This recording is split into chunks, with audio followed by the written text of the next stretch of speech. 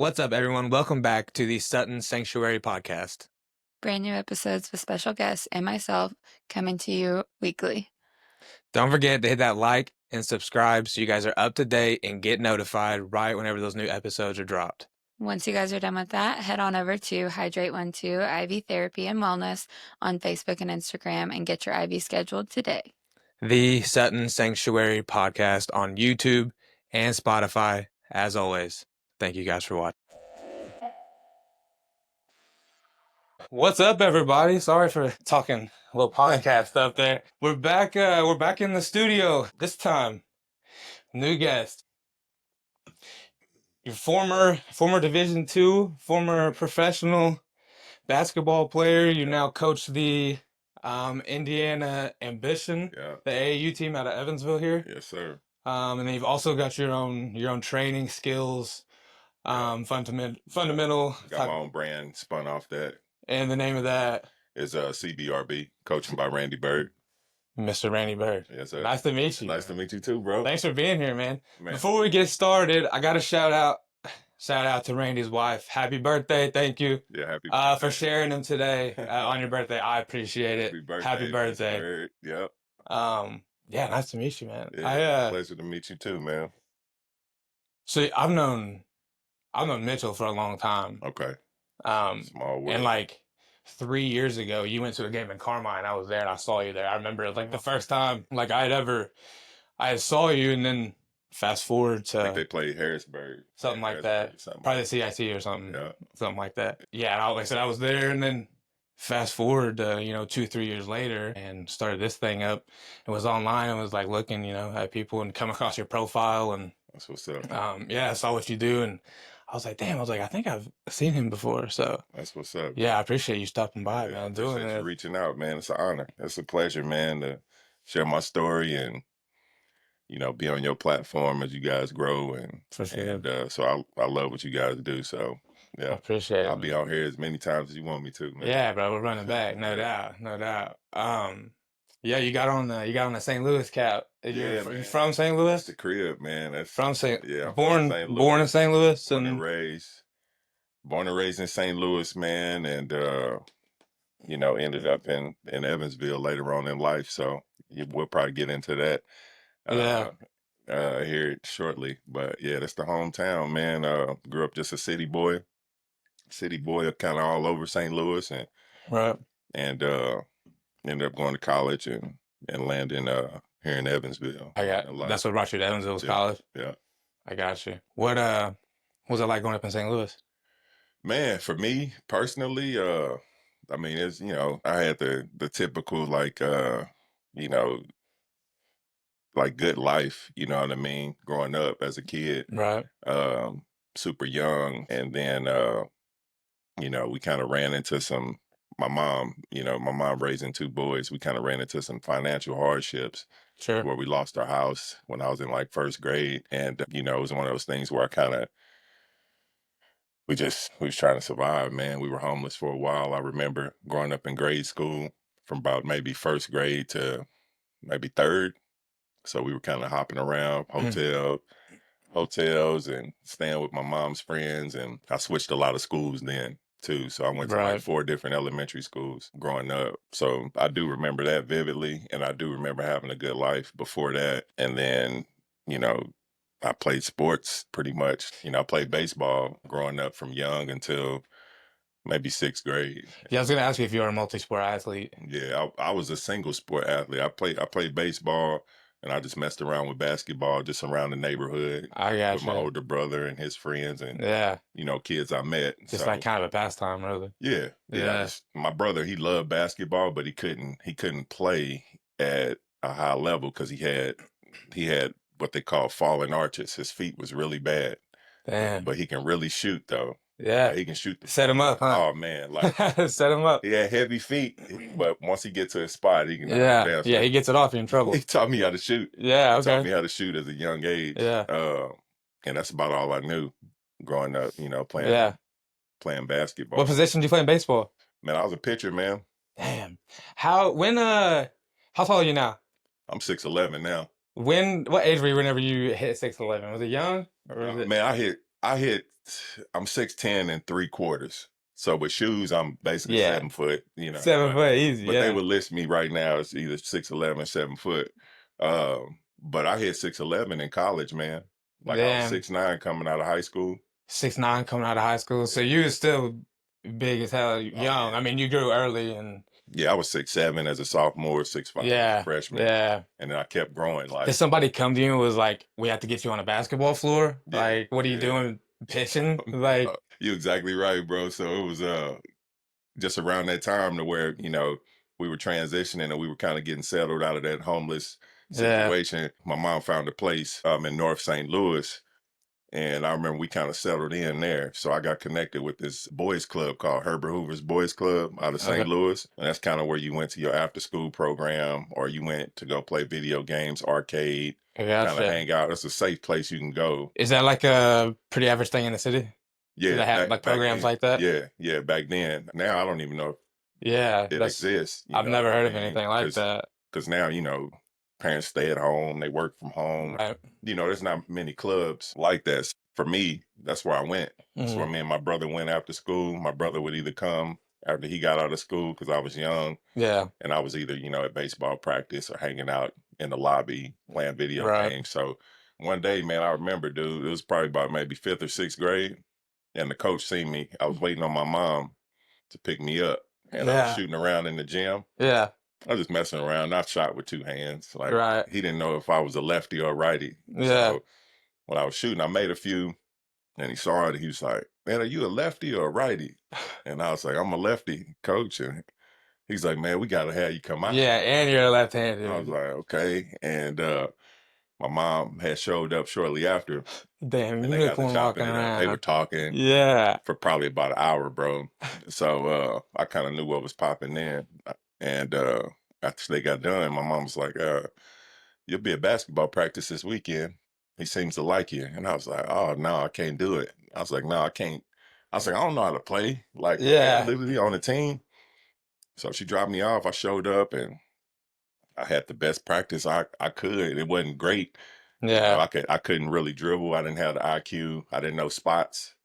You know what I Sure. mean? Actually, yeah, the little details. But you was Yeah. athletic. Yeah, I I was mean, it was very athletic. I could run the obvious that you floor. was yeah, yeah, yeah, I yeah. can get the And a ball. guy your size running the floor, that's like, yeah, like big guys that are running the floor, like Yeah, you didn't see it a lot. yeah. Still don't seem to be anyway, like slower for the most part. Right, So right. yeah, you look like you're still in good shape. I'm decent, man. I'm trying to get like you, man. I saw. Nah, I don't know about that.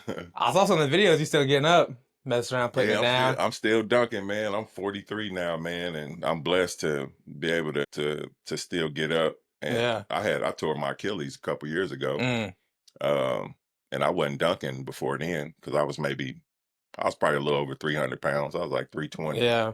I was big, Right. and I was working a job, eating Culver's every day, Yeah. sitting in the car, driving around. So I got chunky, man, and I tore my That's how you Achilles. tore it. Was it tore hooping whenever you tore it? Man, nah, dude, you gonna laugh. You gonna laugh when you find out. So I was playing wiffle ball, bro. Damn, I broke my foot playing slow pitch softball. So Yeah, I was playing wiffle ball, bro. I was coming off the mound pitching. A guy popped it up, chipped it, and I pushed off the mound to go catch it. man, just happens, huh? Just popped, just that reaction, that reactive move right there.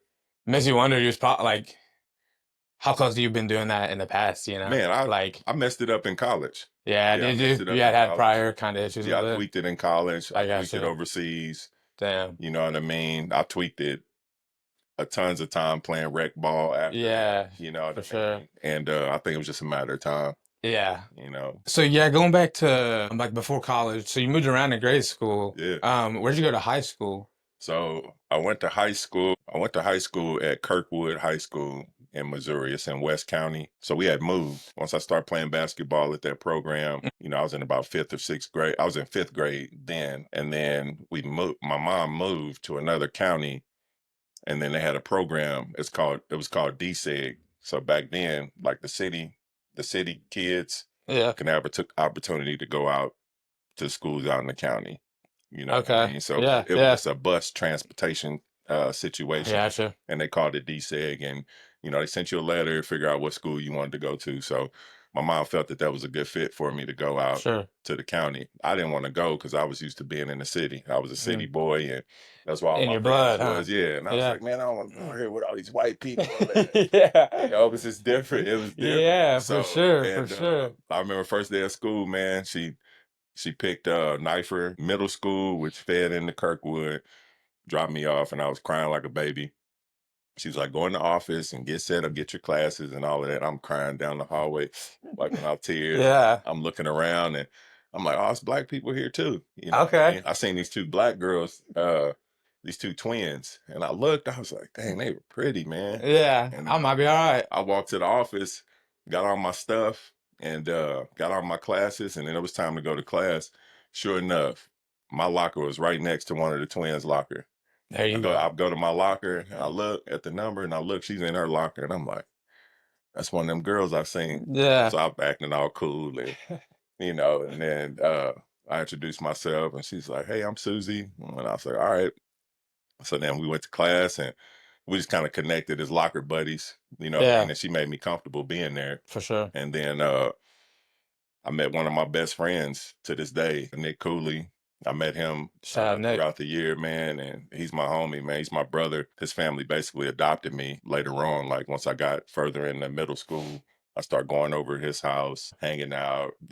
High school found out that my mom's address was different, and I would have had to go to school where she lived, which was like 45 minutes away. So I would have had to go to school out there in North County instead of West County. So the Coolies they signed off. Yeah. Basically. Yeah, I gave the address for sure. Yeah, that's what's up. Basically adopt me and take me in. And I basically lived with them all through high school and part of middle school. You said it was just your mom, and then do you have any siblings? Yeah. I had an older brother. He passed away back in 2019, Evan, but he was the one that kind of showed me how to shoot and all of that. I'm sorry to hear that. But yeah, man, he passed away a few years ago, and then I've got an older sister on my dad's side, and then I've got four brothers as well. So my family's kind of spread out. I'm close to my sister, and I was close to my brother Evan. So those two I know very well. I met my brothers when I was younger, but I don't really remember. I really don't recall. You don't speak to your dad? My dad passed away too, bro. Sorry to hear that. Yeah, my dad passed away 2 years ago. My brother back in 2019, and then my mom passed away when I was freshman freshman in college. The end of my freshman year in college. So we can get into that. We can get into that later. But yeah, my mom, she passed away when I was young. I was 18, 19 years old, and she died of a heart attack young, 51 years old, man. Just sorry, random. bro. Yeah, it sucks. It was just random. Wasn't no rhyme or reason why. You know what I mean? So, but yeah. So you said you went to high school in Kirkwood. What kind of numbers was he? How was that? Man. What's it? Because I guess I'm not very familiar with the area, with like Missouri areas as far as hoops goes. Just like I've gotten pretty familiar over here in pretty much most of Indiana. Gotcha. And then like I follow around like Northern Kentucky, and then I like to look around at like by Marshall County. They've always got good hoops going on down there. Yeah. But like Missouri, I guess because I was just always on the other side of the state. Yeah. Like I was just never over around that way. No schools here really play Missouri schools. I think Wrights played a school from Missouri this year. They played St. Mary's Catholic. And the guy I grew up with, one of my childhood friends, Brian Turner, is the coach. He's the coach there. At St. Mary's? At St. Mary's. They're going to be in the shootout in Illinois next year, I just saw. Probably, yep. Because he I don't remember which one, but he went to college with the head coach for Wrights. Like they went to SIU together. Yeah. So they was able to build a schedule. He's fun to watch, coach. I went to quite a few Rice games this year. Yeah. And he's fun to watch. Yeah. But Missouri, man, it's 6. Like I went to a 6A school, so that's 6 classes total or 8. It was 6A, so that was the highest division. Gotcha. Like that's the highest division, 6A. So it's a big school. Big schools, yeah. Big school. How many kids are in that high school? Man, a lot, bro. I mean, I think my class was like maybe 450. Bro, my whole high school was like less than 3. Really? My graduating class was 42 or something. Yeah, I think it's probably maybe 3,000 or 4,000, like 4,000 or 5,000 at my high school. Damn. It was like a mini college. It was like a junior college almost. Yeah. To set up because buildings was kind of spread out. Yeah, that's crazy. You had to walk maybe 5 minutes. to the science building or to your shop building. Yeah. You know what I mean? They only give you a few minutes, 7 minutes to get in between classes. So you got to hustle. Man, you had like 5 minutes to get between classes, and you could spend like 4 of that in the hallway flirting with girls, talking, like the last 30 seconds you're running down the hallway. Like, oh my gosh, I gotta go. Yeah. Which you've seen school soon. I mean, you went to that game with Carmine, so the school I went to was smaller than that. Yeah. So yeah, it's crazy. What school did you go to? North City. It's like if you keep going like 10 minutes. Yeah. Been there. Damn. I've been there, bro. I've been there, man. I used to sell satellites back in the Oh, day. okay. So I used to do door-to-door sales. Gotcha. And we used to rock out in all those little towns. Yeah. Yeah, my parents still live over there, but yeah, we don't go back over there too much, man. It's better over here. Yeah, it ain't yeah, for sure. Home is home. You guys win any state titles, or what kind of? Yeah, or who did you have any top names in Missouri that you played against? Yeah, that people would know. Yeah, so some of the top schools are like that you probably heard of. Some guys that are in the league or been in the NBA, or like Chaminade. Chaminade is an all-boys school. David Lee went there. Bradley Beal went there. Jason Tatum went there. Damn. That's just to name a few guys. But at the time when I was in high school, David Lee was there, and he ended up going to Florida. I was a senior. He was a junior. I had a pretty good high school career from my junior and senior year. Freshman year, I played freshman. They bumped me up, JV. I dressed out varsity. And then sophomore year, I played JV. Dressed out varsity a little bit more, played in a couple games. And then those seniors kind of filtered out because my sophomore year, we were like 5-20. So we were terrible. And we just had guys that just didn't buy in to what the coach was doing. They just partied a lot, and nothing translated. They didn't even try to work hard, really. Right. Show up, or they're late to practice. So the coach was like, you just hang on, man. He's like, next year, this will be your team, and the guys behind you. And I was like, all right. So I got bigger, faster, stronger. Junior year, he was right. We had some guys coming up under me that were solid, some sophomores, and we had a really good year. I think we went like 24-6. We made it to quarterfinals. So we do quarterfinals, and then we do what they call sectionals. We do quarterfinals, and then we play regionals. So we do quarterfinals, regionals, and then semi-state, and then state. Yeah, it's even backwards from Illinois. Regionals, sectionals, super sectionals. Yeah. Whenever I was first looking at the schedules, like over in Indiana, trying to find like the postseason games, and it was like I was looking at the regional, and I was like, how the fuck did our teams get into this regional? I was like, it can't just start here. Right. And then I figured out, I was like, oh no, it's backwards. Right. It's not the same. It's the opposite. Yeah. So yeah, that's what we do. We did. We made it to quarterfinals, and we lost. I think we lost to Vianney or something. We lost to a school that we should have beat. We just played bad. And then my senior year, we made it to the quarter or regionals. We played quarterfinals. We played Chaminade, David Lee at our place because we hosted. I think it was like 26-4 at that point. So we had a good enough record where we host the quarterfinals at our place. So it was a win-win. So they came to our place. It was sold out. I mean, caution tape, roped out. Most people I've ever played in front of in high school.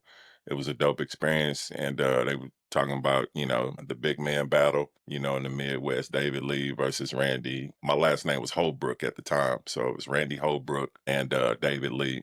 It was a married last name my mom had, and I ended up with it. Byrd is my father's last name. I gotcha. So that's how I ended up changing it later on in life. So we battled, man. It was a good game. I mean, we were going back and forth. My team was playing well. He had to do everything because he really didn't have help. I mean, he was hooping. He can shoot left hand. He shoot left hand, right hand. I remember one time he shot free throws, just showing off. He shot with his right hand, and then he turned around, shot the second one with his left, made it, and just kind of looked at the and he tied the game up. Yeah, I'm like that. Yeah, I'm like that. I was like, okay. Yeah. So coach called a timeout. It's probably maybe 40 seconds left. So we milking the clock. Yeah. You know, we run dribble handoffs. We running 5, so we spaced out. We was trying to get it inside to me, just on the 1-on-1 or a high post flash, because I shot the high post jumper really well to win it. But they basically doubled me. They doubled me, and so we had to get it to somebody else. But we had a second, third option. We had two twins. One was 6'7", one was 6'8". And they played out on the perimeter. The 6'8" played in the post with me, but we could all play out. So we just ISO'd a big versus a guard.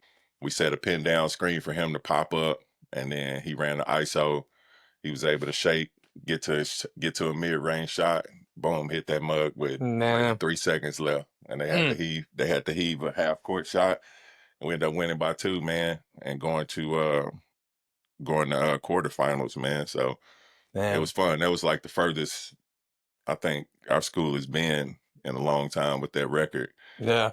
So they were, the talk was we can win state, and we felt like we could. You know, I mean, we had all the pieces. All right. We just had to get past one school was really our Achilles heel, and it was a school that shone, and they're a city school and they're a powerhouse, man. They had some studs come out of there, Anthony Bonner, and just a bunch of cats that went there. So if we beat them, we basically could win state. Yeah, that was the team. That was the team to beat. They were stacked, dude. Yeah.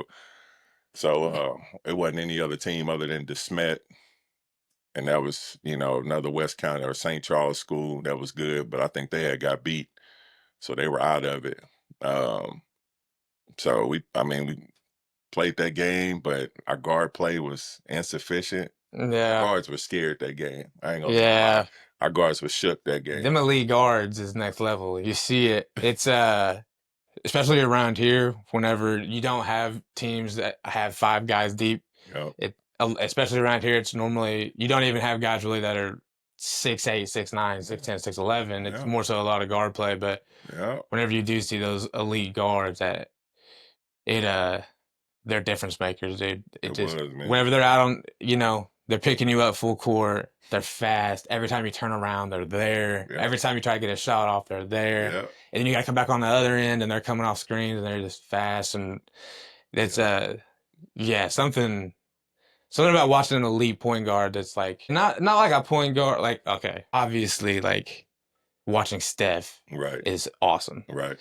But like something, and like not to say that he's not like a true point guard, but just like a point guard that's like command of the offense and like that pass first, like everything kind of goes through him. Yeah, something about that. Watching those types of teams is fun. Yeah.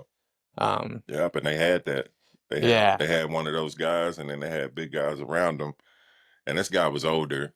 This point guard, he was older. I think he might have been 19 or 20 at that time, bro. But I think he had a couple kids. Yeah, he had a couple kids. He was one of them guys. He's one of them guys that was ahead of his time, man. So, so his mentality was different. Yeah. You know what I'm saying? Yeah. And, he was... He felt grown.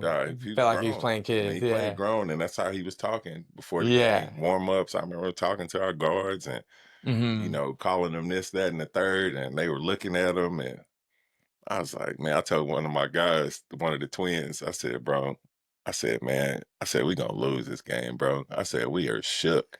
I was like, look at the guard. I said, look at this guy. Yeah. I said, look at him. And I was like, man, I said, they're gonna need us. Sure enough, they pressed us the whole game. I mean, he was on top. They ran a 1-2-2, or one. They ran a diamond. They ran a diamond first, and then they ran a 2-2-1. So he was on top on the diamond, and we couldn't get the ball across half court, bro. That's what I was gonna say. Even as tough as you are, or the Twins or whatever, if they can't get the ball to you, we couldn't. Yeah, we couldn't. We were supposed to get it middle to me, but we were throwing long lob passes. They were stealing it, coming down, playing right into them. Huh? Yep. They first play of the game. I flash middle. They try to throw a pass to me. The big comes, intercepts it from behind. He pops out to the wing, right wing, throw it to him. It's deep. Boom, 3-ball out the gate. He back on top. He's like, let's go. We dribble to the corner. They trap us, steals it, throws it back to him, right wing. Boom, 3 again. And I mean, we were like, man, We were like, man, bro, he got back on the diamond. Yeah. We threw it in. We tried to split two guys, and they stole it. One of the guys stole it. Their big comes up, the right wing. They give it to the guard, and he throws a lob up to the big. Boom. Smash it. Man, we down. They say 10-0 and you're 40 seconds into the game. We Like, down 8-0, just like that. And then we finally get the ball across half court. We score, and I think it was 13-2. Our coach called a timeout.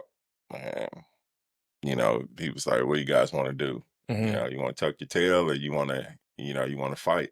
Yeah. We can't get across half court. He said, we're going to get blown out by 40. So he changed up the lineup. So he had some of the bigs, like he had the two twins play up. Yeah. So we needed taller guards. See over it. Yeah, see over, so they can see over, and they had handle too. So he had us playing up and had the guards kind of shade out to fill the lane. So we was able to get the ball across half court then. Right. You know what I mean? We were able to skip past and get it to each other. But they were just tough, man. They were just, I mean, he could shoot. He was shooting across half court. He was talking trash the whole game. Just kind of got our guards out of our game. So it changed our whole game plan. You know what I mean? And then one of the twins got undercut in the first half. He went up for a layup, got undercut, cheap shot, and hurt his back. Damn. Hurt his back, so he was out.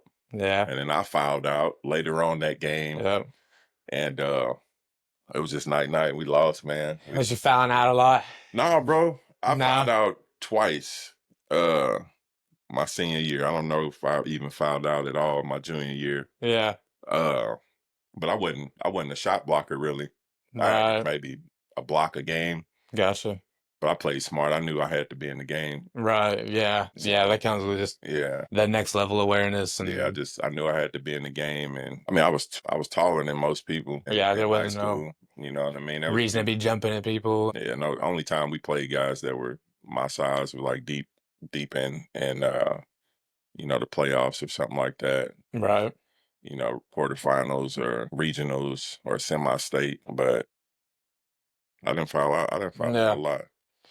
Coming out of high school, did you have a lot of offers, a lot of looks? I did. I saw that you went Division II. Was Division I the goal? Yeah. I mean, I think for most people, I think obviously Division I is the goal, but man, I'm be honest, it wasn't really. Really? I played basketball to kind of like stay out of trouble. I got you. You just wanted to play. Sports is my outlet. I could play, be around friends, travel. Yeah. Coaches took care of me. Yeah. You know what I mean? They seen the potential in me young. They helped me out a lot. So I didn't even think I was going to college, bro. Really? I really didn't. It wasn't even something I thought about till I started getting letters. I got you. You know what I mean? When did that start? After I went to a couple camps. Back then we had ABCD camp. It was an Adidas camp. I got you. It was a big camp. This was back when Tracy McGrady first got in the NBA. He was sponsored by Adidas. Yep. And the owner of Adidas at that time had this big showcase, ABCD camp. So, LeBron and a lot of the players you see like around my age now, like around that 35 to 40-ish raised, Chris Paul, if they in the league, they probably went to ABCD camp back then. I got you. If you played any basketball, you had to go to that camp because coaches was getting out then. Now you got technology. The coaches just sit back, ball. Yeah, you just sit at the house and get online. Get online, huddle. So they wanted to come see you and interact. So I went to that camp. And I went to 5-star camp. A 5-star camp is another camp. It's like basketball boot camp. You there for 5 days, and they putting you through drills, playing. I think around here they had like Blue Chip. Yeah. Was a big camp, kind of similar to that. Yeah, it's similar to that. Similar to that. But a lot of the high-profile players were there. Alonzo Mourning was there when I was there. Damn, I got you. He was the guest speaker. Yeah. And then they had a bunch of college guys there at that time. But it was basketball boot camp, man. And after that, I got letters. I started getting letters coming in the summer of my senior year. And I was like, damn, I'm going to college, man. Yeah. It's crazy. My mom's like, the mailbox is full. Like, that's what's up. All these letters. And Hell I'm yeah. like, all right. I'm like, don't commit to nobody. Don't tell them we're committing or nothing like that. Because she was just excited. Her baby was going to college. And for sure. And, I was getting Tennessee. Tennessee recruited me heavy. Xavier recruited me heavy. Damn. West Virginia recruited me heavy. A lot of the schools around St. Louis, Mizzou, Southwest Missouri State, SIU, Illinois State, Bradley.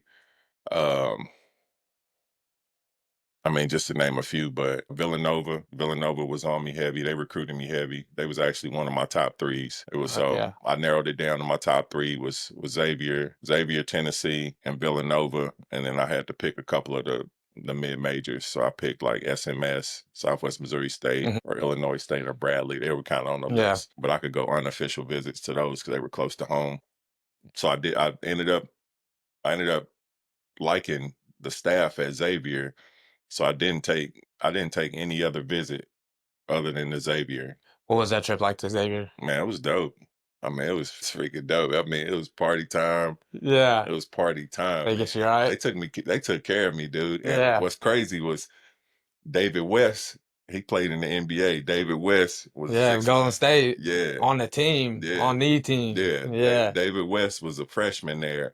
And he was my host. They put him with me. So he took me out, took care of me. Yeah. And they were like, hey, we can stash you. You can play behind David Lee because he's probably gonna go to the league. Yeah. I was like, oh, this sounds attractive. And they had a pedigree of, building, really advancing like power forwards. They had a really good tradition at getting power forwards to the league. Yeah. So that was attractive to me once I figured it out. And I was like, do I want to go to the NBA or do I just want to go to college? I still wasn't like sold on the idea of like playing basketball professionally.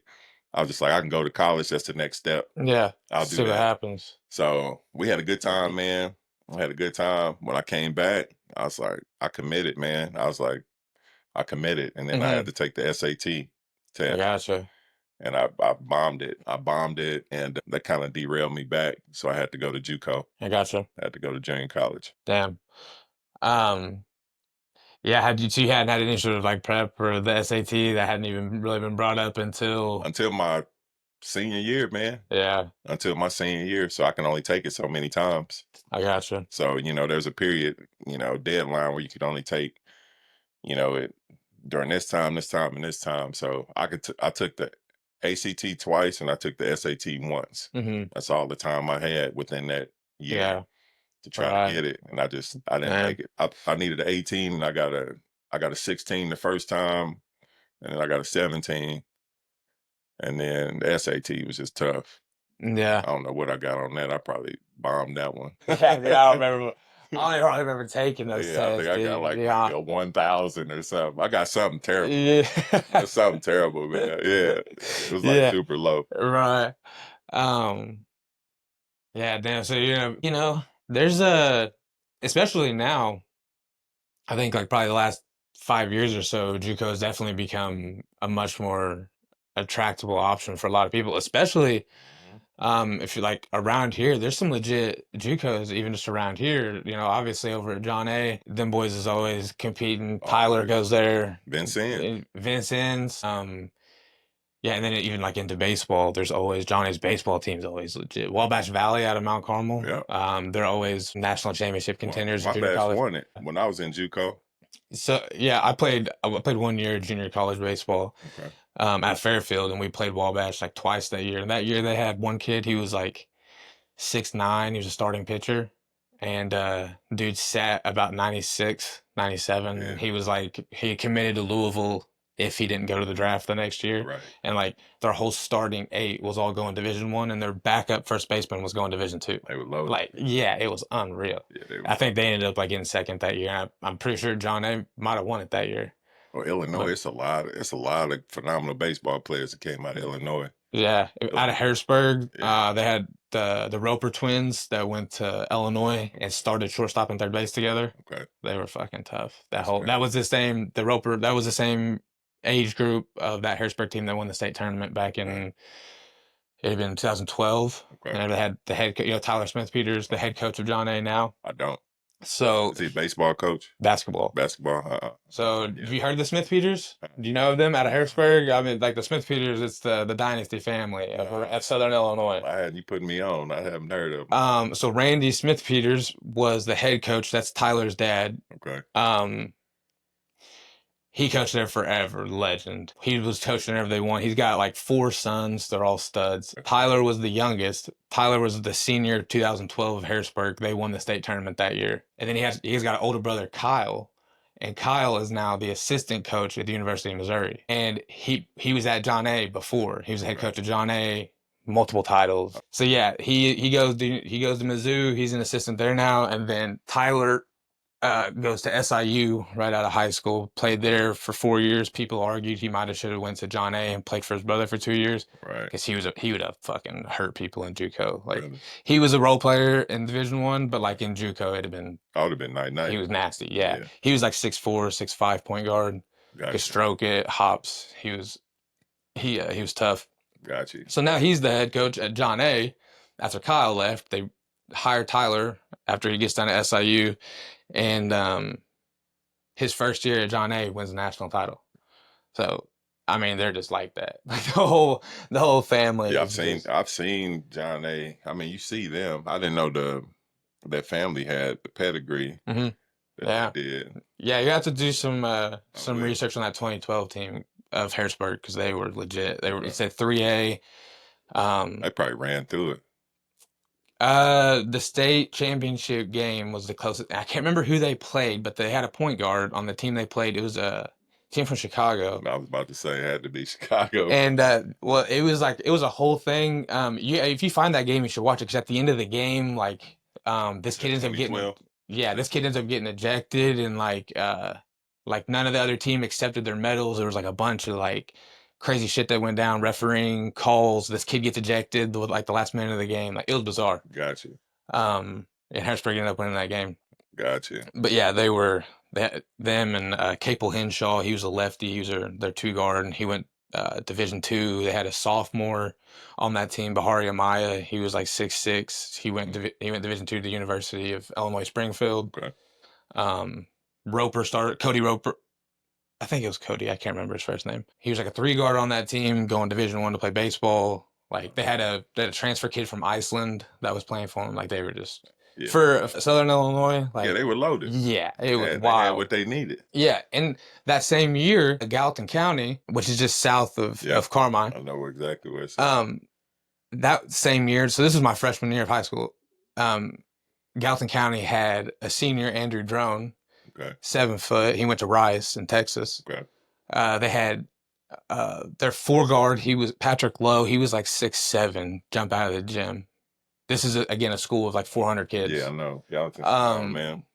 Their 3 guard was like 6'6", and then like their 2 they were just for a 1A school. That's top. That's 5A, 6A. Yeah, and for 1A it was, and the best game I've probably watched in person was Gallatin County Harrisburg championship game at the El Dorado Holiday Tournament, 2012. It was, I bet it was wild. Right. Tyler versus Drone. Yeah, it was unreal. Yeah, one of the wildest games I've ever watched. But yeah, you have to check them out. They're 2012. Yeah, they're legit. That whole team was all all studs. Every one of them. Yeah, I'm gonna definitely check it. I'm sure they got some stuff on YouTube. Mm-hmm. I guarantee it. Yeah. Like, so you can find Tyler now. Let's say he's over there coaching, and Randy's retired. And but yeah, doing their thing. That's what I was just watching Mizzou play in the tournament a couple games ago, and saw Kyle. Funny story about Kyle, real quick. After my senior year, I played an all-star game at John A. Logan basketball. Okay. It was just like kids basically out of the South there that they chose, and playing that game, and I think it was like the 3rd quarter. Loose ball on the floor. I'm running.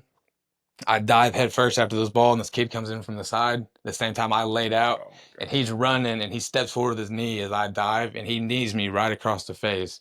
And my nose is fucked still to this day, you can tell. Broke it.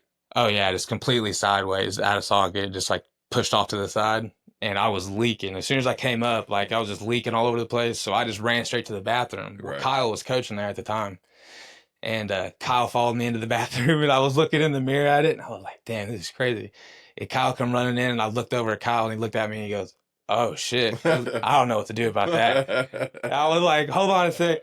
I just started rubbing and pushing on it, and it just popped back in, and it stopped bleeding immediately, and I ran back out and like played the rest of the game. But that's crazy. Yeah, that was my one time I was around Kyle, and Yeah, he come running and he looked at me. He went, "Oh shit, I don't know what to do about that." And I was like, "Dude, me either, man." But You yeah, don't see that every day. yeah, it literally I just pushed and it popped back in. You're a And beast, man, for popping your nose back.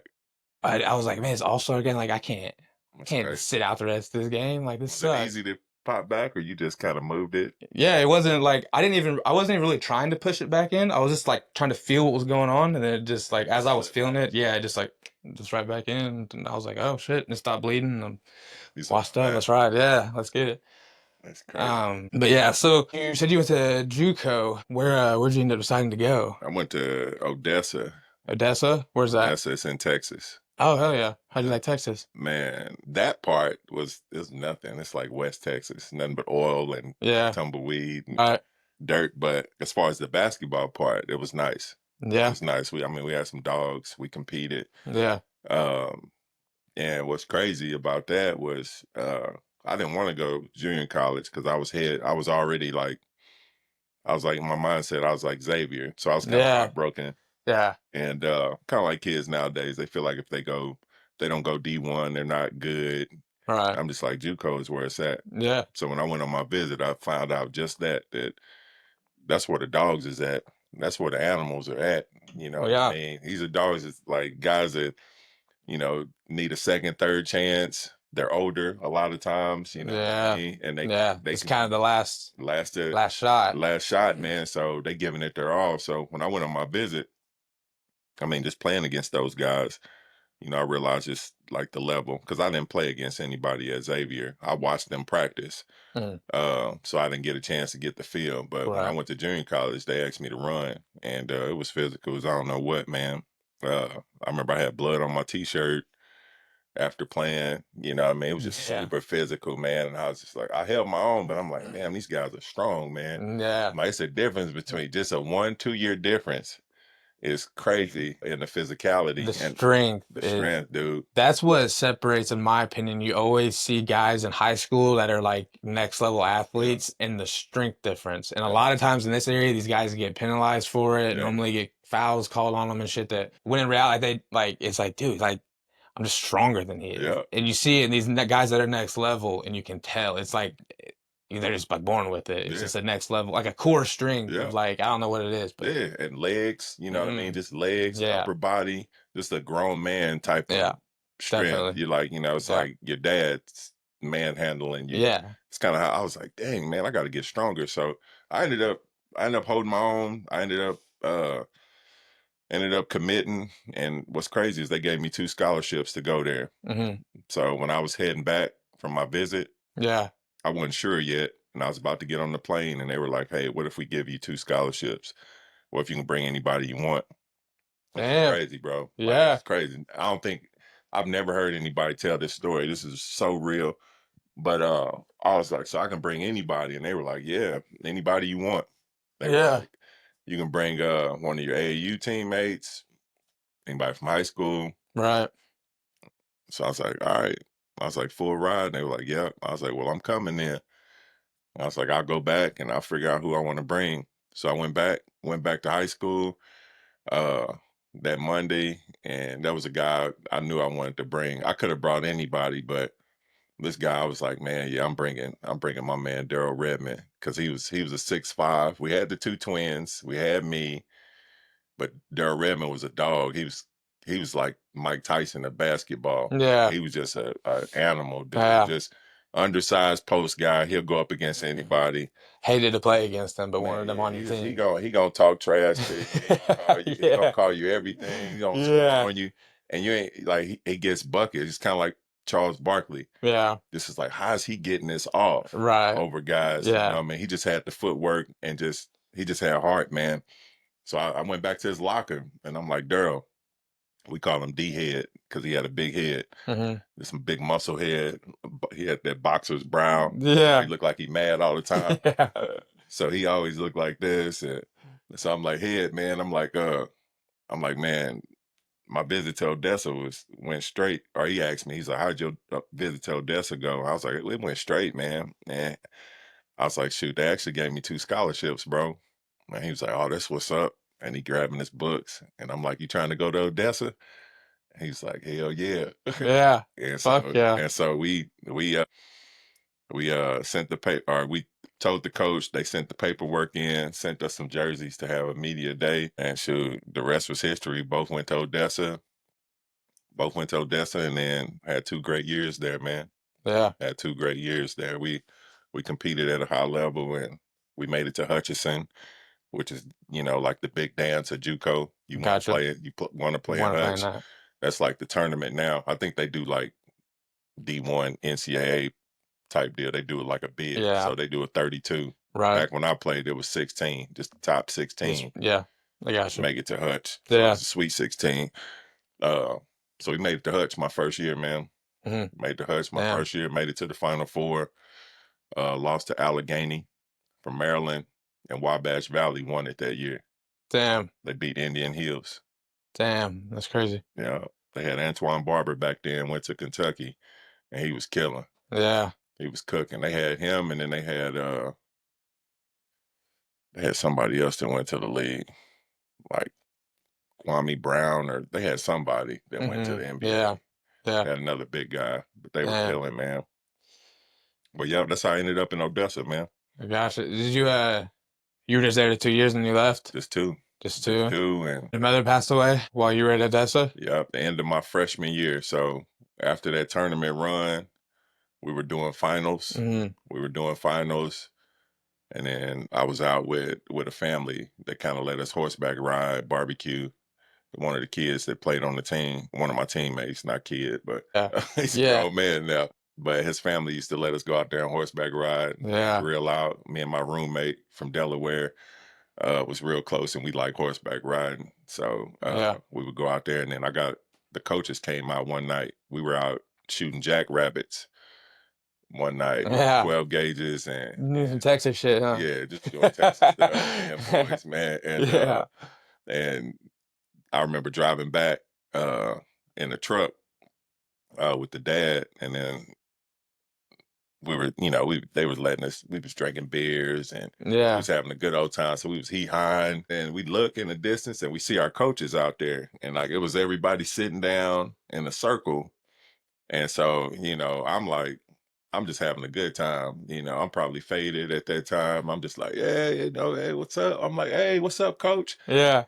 Man, hop out the truck, and I was like, coach, what y'all doing out here? Y'all here for the party? And then he was like, nah, Randy, I'm not here for the party. And he's like, man, I'm sorry, man. I was like, sorry about what? And he was like, man, we got a call from your aunt that your mom passed away. She died of a heart attack. And I was like, are you serious? I was like, I just talked to her a couple days ago. I was like, I was telling her I was coming home, and I broke down, bro. Like, I broke all the way down. I mean, I freaking lost it. Good thing my girlfriend was out there that night to kind of comfort me, because I just couldn't sleep, and I knew I had to come home, and I was like, am I going to finish college, or, what's the next step? I was just kind of like lost at that point, because it was a shocker, bro. Yeah. And because I knew, like, I was like the man of the house. Like, my brother, he was, he was older, but he didn't have the mental mind capacity to, he had some disabilities, mentally, but I knew I was the man of the house, so I knew I was going to have to, like, take care of him or just finish school or something. So all this stuff going through my mind, and the next day I had to fly out and had to come home, set up the arrangements, because she had my name as a beneficiary on everything. Had to find my brother, because we didn't know where he was. He had moved out. I had found out. It's a lot of stuff I didn't know while I was in college that was going on. Yeah. My mom had some heart issues while I was in college. I just didn't know about it. Yeah. So I found all that out later. So I'm just trying to put 2 and 2 together, man, and make sure she has the right send-off. So got everything arranged as well as I could around family, because family members were arguing about who gets what and this, that, and the third. And, I was just like, man, I don't even want to be here. Yeah. So with that happened, it made it easier for me to make the decision to go back to college and finish. For and sure. then just having my mom in my head, like, finish what you started. She used to always tell me, finish what you started, boy. Like, she's like, you started, finish it. Let your yeses be your yeses, your no's be your no's. So that's why, like, when I came today, I was like, babe, I gotta let my yeses be my yeses. I already committed. I was like, let's plan your day out. So we planned her day out. I know what she wants to do today. For She's sure. chilling now, talking to family, Yeah. reading, Yeah. enjoying her quiet time, Yeah. her day off. So I was like, I gotta let my yeses be my yeses. So she's a constant reminder in my mind, you know, and just kind of is the main reason, you know, why I keep going. And, you know, like when things happen, Mhm. it's hard to tell, like, if I'm emotional.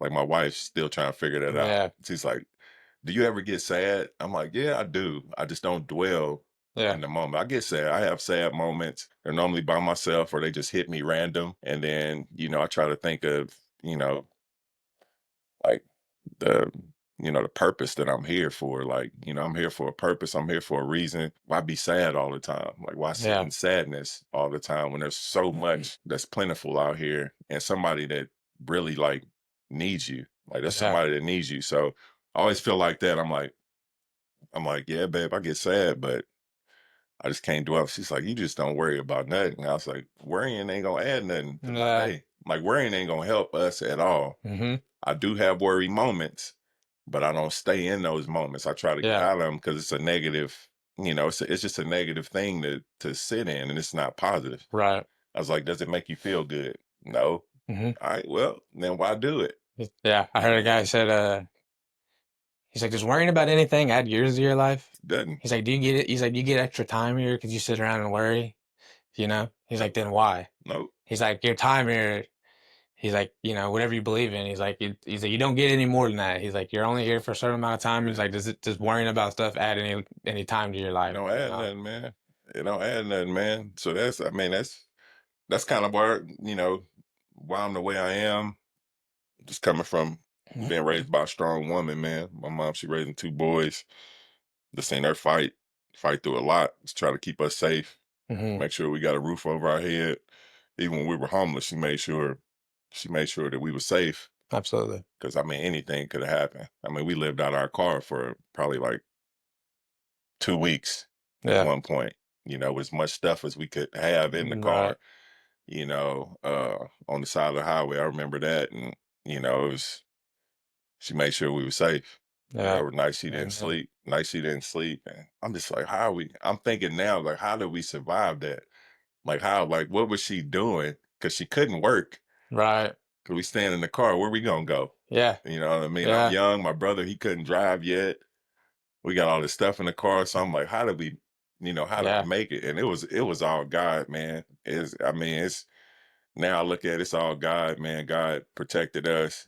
He created me for a purpose. I'm a piece of my mom, my dad, my brother, you know, all the people that I've lost, and they're all proud of me. And I feel like I'm just getting started, man. Like at this point in my Absolutely. life, you know what I mean? Doing what I absolutely love, being in the basketball space. Now it's just different, you know, having, you know, the opportunity to train and develop kids and watch them grow Mm-hmm. kind of like I did. You see potential in them, Yeah. or you can kind of motivate them to have, you know, the confidence that they need in order to play the sport, and then just give them life lessons along the way. Like, hey, how you play basketball is how you're going to treat life. Yeah. Like, if you don't work hard in your sport, you're going Yeah. to be a lazy adult, Right. this For sure. period. Yeah. Those experiences, the lessons that you learned from your mom along the way, do you find yourself now you have that responsibility with these kids to kind of be that figure that you didn't have? Oh, yeah, absolutely, man. Because we have a lot of kids that don't have, you know, their parents or they're adopted, Right. whatever the case may be, with And I know you opportunity. had your mom for a long time, and that's, but as far as like that kind of figure, Yeah. and like you find yourself with that on your shoulders pretty Absolutely, regularly. man. And even with a kid having their father at home, they might not listen to their dad, Yeah. but they'll listen to their coach. Right. You know what I mean? How many Yeah. times you've heard your parents say, he don't listen, Chase don't listen to me, but he'll Yeah. listen to you. You know what I Yeah. mean? You'll listen to your Yeah. coach, because a good coach don't realize the impact that they have on the kid, you Hmm. know, that'll last a lifetime. Because I Yeah. still think about stuff, Definitely. memories that my coaches, you know, told me or did for me, Yeah. or like those special moments, you know, Right. that carry weight. And I would still remember those moments. And it might be a couple words, or it might be Yep. a pat on the shoulder, like, hey, Hmm. go be you, kid. You know what Yeah. I mean? And stuff like That that. reassurance. It's just reassurance, man. Yeah, like with coaches, especially it's kind of like, they don't have to do this like Yeah. that. And sadly, sometimes you see that in some coaches Yeah. where it's like, that's the attitude they have. Yeah. They're like, I don't have to do it, so I ain't gonna do Just, it. I yeah. ain't gonna have to do it. Or like I got my check, and it's nothing more than that for them and just Yeah. program killers. But Yeah. whenever you do run into those coaches that are going the extra step and are, you know, even if they're just asking you about your day, like genuinely asking about Yeah. your day, and they actually care if you're doing all right. Well. And like I had a coach in high school that like I was going through some stuff with a girlfriend at the time, and I was all in my feelings, and Right. and he actually sat me down, took 20 minutes, and was genuinely asking, and like just, that's whenever you kind of realize again, like, he doesn't have to do that. Yeah. That's not in his job description. Like he And actually you remember that cares. because Yeah, and I you still was think going about through it. it. You know what Yeah. I mean? At that time. Yeah, whenever I think back over my life and like sometimes it just like it would like make my heart hurt whenever I think about like the amount of people I've had that were there Yep. and like I either like kind of pushed away or like I didn't exactly respect what they were really offering me in that moment. For sure. And now I look back and I see all those moments. I'm like, damn, man, I've had a lot of people that For sure. were really there to make that impact. That's a good one to make. And Absolutely, man. You're absolutely right. So I mean, that's just like I said, it was just like when I tore my Achilles is how I got into coaching. That was literally it. That was my calling. yeah, So I was in sales for 15 years and I was working from home and it just wasn't the same. You know yeah, what I mean? We were go-getters, so we needed doors. right, We would drive out to neighborhoods, so we needed doors. Cold calling or calling leads just wasn't my thing. yeah, I was proactive. So I was sitting at home and I told my wife, I was like, babe, I said, I think I'm gonna do this coaching thing full time. Like once I heal up. And as I got to heal up and I began to start driving, what's crazy is the company just kind of went under because I wasn't there. They started losing sales reps and my boss at the time was my best friend. So, he's talking to me like, hey bro, like you think we should still keep the company? And I'm like, bro, no, man, you do your thing. I do mine. You know what I mean? I got basketball. All yeah, I gotta do is walk through the door. It's already established. right. And I was like, you do your thing, do your music thing, whatever you want to do. Mm-hmm. I was like, let it fizzle, man. We had a good run. So that was it. And that was all she wrote. And I started my business slowly after. Um, When did you get back to Evansville? Man, that's a good question, bro. So I've been back and forth to Evansville, man. So I'm gonna make it quick. So I went overseas. I went overseas after I played at USI. Yeah, where did you go overseas? I went to Estonia. I went to Eastern Europe first, and then I got a look to play in Latvia. I tried out for Latvia. I didn't make the team. And then I played in Poland. That's the same school that where LaMelo went. Where, Latvia, so where he was at? man, I don't know. I think so. Something like I that. think Yeah, he I can't played remember. over at, yeah. Somewhere around there. Yeah, Yeah. I think he played somewhere over in there. It's so many areas over there to play. Yeah. They all sound the same. Yeah, but when I came back from overseas, I came back to Evansville. Yeah. I got into the door-to-door business. Worked there a few years. Moved back to St. Louis. I gotcha. You know what I mean? 'Cause Yeah. I got injured. I messed up my Achilles overseas, so that kind of set me back. Yeah. I did something in warm-ups and I tweaked it bad.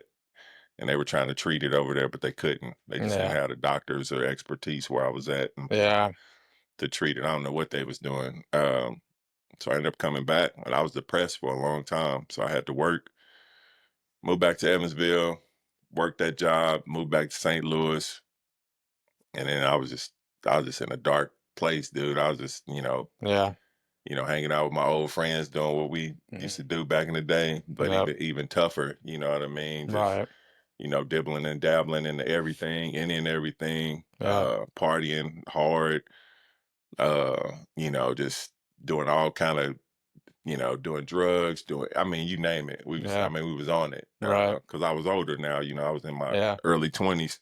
So I felt like I knew what I was doing. And then I moved back to Odessa to try to get away. Cause I was like, man, I got to get away from St. Louis. Yeah. because my whole mentality growing up was to get away from St. Louis and make something of myself, whatever that looked like, and never look back. Yeah. So I found myself back, and I had a good friend in Odessa that reached out to me at this time. And, you know, me and my homie, we was down in the basement. He was making music. We was smoking blunts, just freaking chiefing, just chiefing. And I get a phone call, and it's my homeboy Eric from Odessa, guy I used to run with. He loved me, and he loved basketball. He was just an Odessa dude. Yeah. Just one of them guys. Just a local dude that freaking loved me. And he called me little bro. And he's like, little bro. And he had that Texas accent. He was like, say, what's up? What's happening, man? And I was like, E? And he was like, yeah, man. He's like, he had moved, or I think he went to jail, honestly. He just been around. Yeah, he moved around. He went to jail, but he's like, I'm back, man. He's like, I'm back. And so I was like, he probably went to jail. And he called me, man, and he's like, what you doing, man? And I was like, man, I'm just chilling at the crib. And he always believed in me and said, man, I should go to the NBA. So no matter what he was doing, he was like, man, you league material, man. He was like, I'm telling you, man.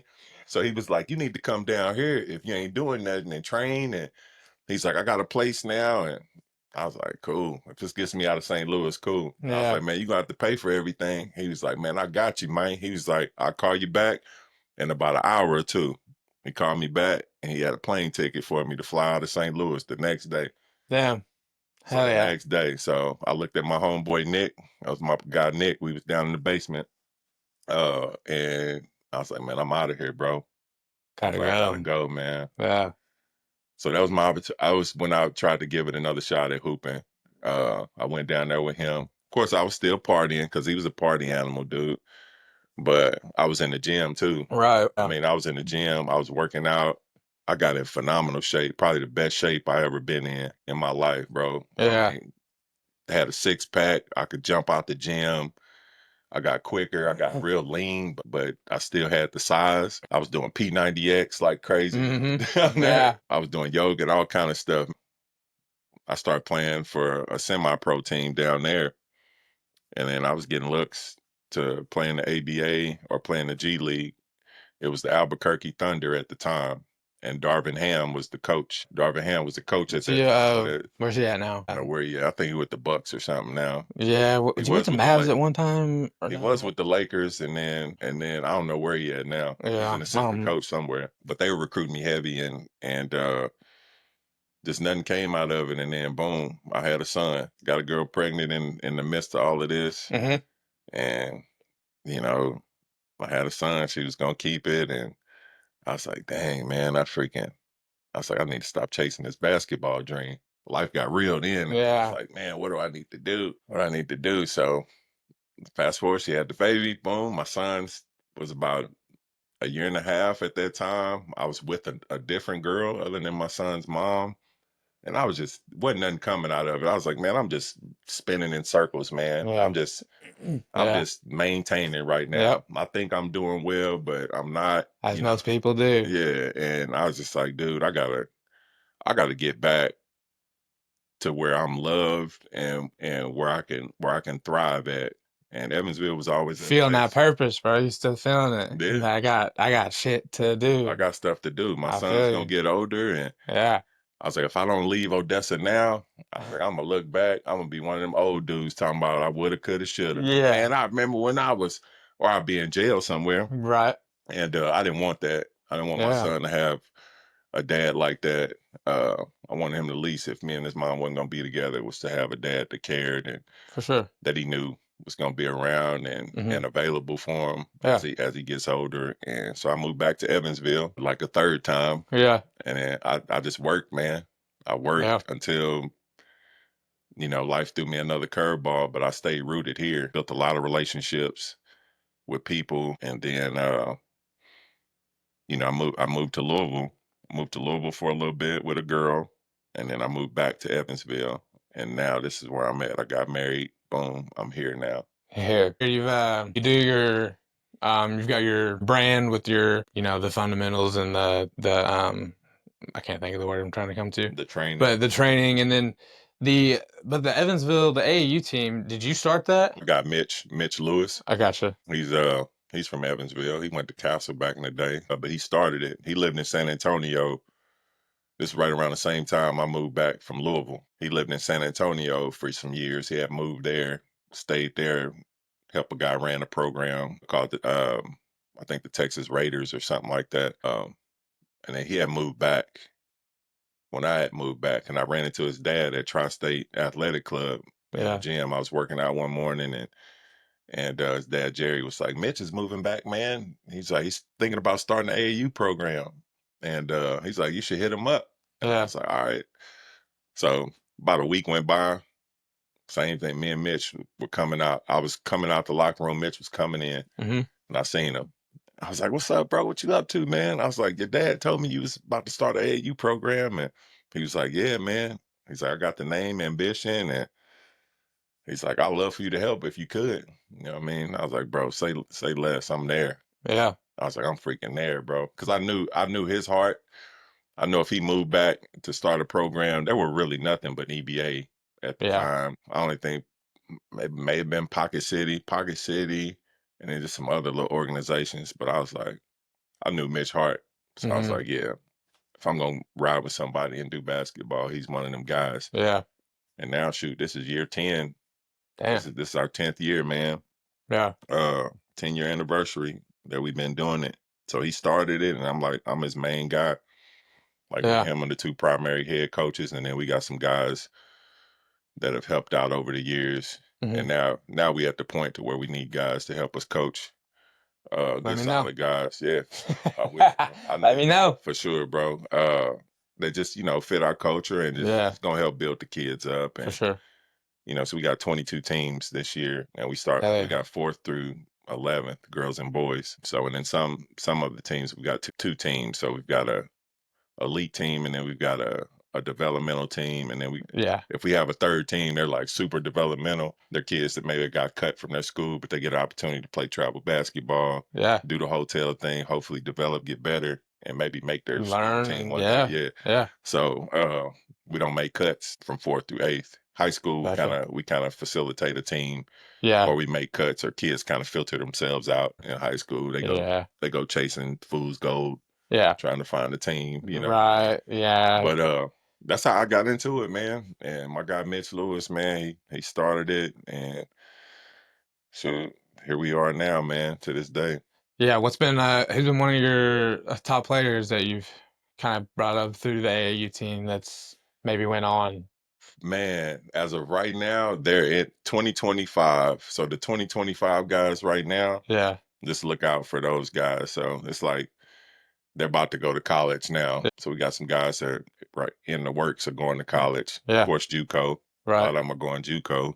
Why not? Yeah, why not? I mean, you ain't really ready yet to go to college. Yeah. You know what I mean? And I tell guys, dude, there's nothing wrong with that. Nothing wrong. Sucks that like these kids get in the mindset of like, if I don't make it to a big time name, like I'm not gonna make it. And then like if you really get into the research of some of these guys that have made it and you look at their backgrounds, you're like, oh shit, like, man, a lot of these dudes jumped around forever until they got somewhere like important. Or I got not okay, that was a bad word to use. No, but like you're right.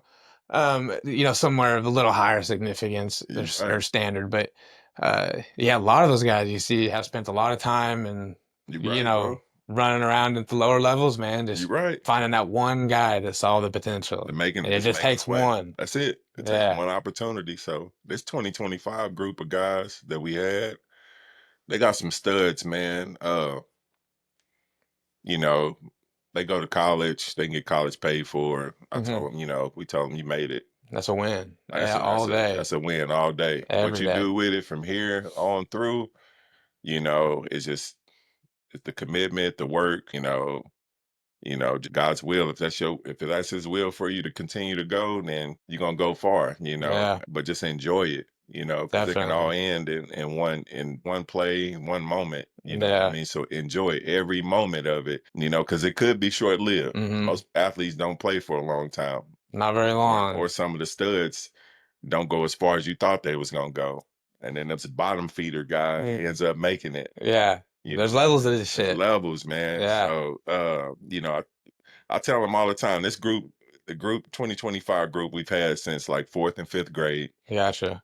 It was a special group. Yeah. And this past summer was their last dance. They called it the last dance, Ambition Last Dance. Yeah. So they were the first group we've had and developed since they were young. Yeah. Most teams move around, or somebody will come through and take our team or something and start their own program. So we've been experiencing that. But that group, man, that group was special, man. And we had kids from Illinois, of course, Evansville, and Kentucky. And they just shared the ball well, man. They had the chemistry, so they would beat teams that on paper we would look at like, y'all about to get clapped, but that chemistry was crazy, man. Yeah. I mean, in AAU basketball, you didn't see that a lot. Not a lot. I was just listening to an interview with I think it was Hurley from UConn. He was talking about, he said he's got like 70% of his guys or something are in talks with other teams, and then like another 50% have already like took visits. I just posted that on my Instagram. Oh, that might be where I saw it then. Actually, I think but that might have been actually where I saw it, and I was going to bring it up. That's crazy. The amount, like, and that's what that reporter asked him. He's like, how do you build a culture? Or how do you build any sort of chemistry whenever literally everyone is 1 foot out the door since the moment they got here? You really, like, girls basketball, you can. Now you're starting to see girls enter the portal. Moving more. Like, you're seeing the girls starting to hit the portal now this year. Like, the portal was heavy this year because they're trying to get the bag now. So everyone's getting paid. It's a business now. And if you can't keep players, you lose 50%, 60% of your players. It's hard to build a culture. Yeah. Because you got to try to build the culture. Especially with one and done, as common as that is now. Yeah. And if you ain't winning, get rid of you. Yeah. Especially now that money's involved and they can get paid anywhere. Man, they throwing coaches. You have nothing to offer these kids, bro. Nothing. You don't have nothing to offer them to keep them around. It's crazy. Nothing. So I think honestly, man, I like it, but I can see how, with anything, how it could be abused. How it's becoming just, just like an idol. And there's a lack of loyalty. Yeah. In the game, and it's hard for teams to build cultures. It's just like you build a super team and then you hope to win. You know what I mean? Florida did a really good job. I mean, they kept some of their players from last year, added some pieces. They made a push last year and they were able to keep that culture this year and pull through. Houston's got a culture. Yeah. You can tell they got a culture. They got a pedigree. Certain colleges do, and it just depends on whether or not the school's gonna keep the coach or not. Yeah. And let them do his thing. Let them build that culture. Yeah, I guess it goes to coaches too. You're seeing coaches these days, like one bad season and you're gone. Like, pack the bags, honey, sell the house. Like, they done kicked me out of town. I think it's like a 5-year lifespan for coaches. Yeah. They give you 5 years, like max. But I also really support these guys in college getting paid though. Because absolutely. I think that these universities have been milking these dudes for years and making so much money off these guys, making these schools filthy rich, while these guys, essentially a lot of these guys are coming from not so good neighborhoods or lower income families, and this is their way to get out of that situation, and they have to go to the school for another couple of years before they can even get paid, while the school is like just getting filthy rich off these kids, and it's like, my family's at home starving, you know what I mean? Selling the tickets, like, who's the players? Yeah, no one would be there if it wasn't for them. So, like, to see the coach. Yeah, no one gives a shit about the referees. No one cares about the coaches. Like, I mean,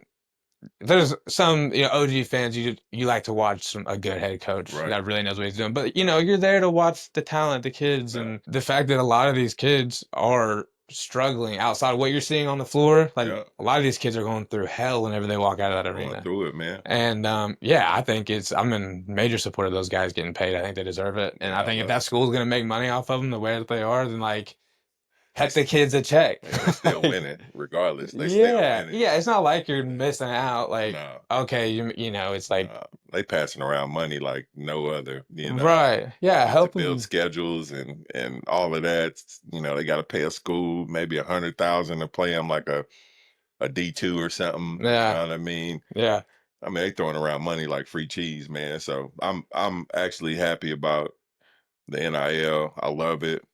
You know, do I wish I was part of that? Yeah. Absolutely. But it's awesome. It's awesome to see the game evolve and some things change for the better. And you know, I just pray all the time the kids, you know, do their thing, like make the best of it, you know, invest their money, get an agent, you know, start that now while you're in college. You won't even need the league. If you that guy in college, you can stay in college for 6 years now, get NIL, basically worked for 6 years. And you come out of college with, you know, a few $100,000 or a few million. You don't even need the NBA. If you I mean, if you don't have to work again the rest of your life if you play it right. You don't. If you want to play overseas, you can go get that tax-free money. If you want, play a few years, retire when you're like 30, 35, enjoy your family, man, and let it eat, you know. So I think a lot of guys are doing it the right way, man, and it's a game changer for their families, man, and for them, and it gives them just a sense of peace.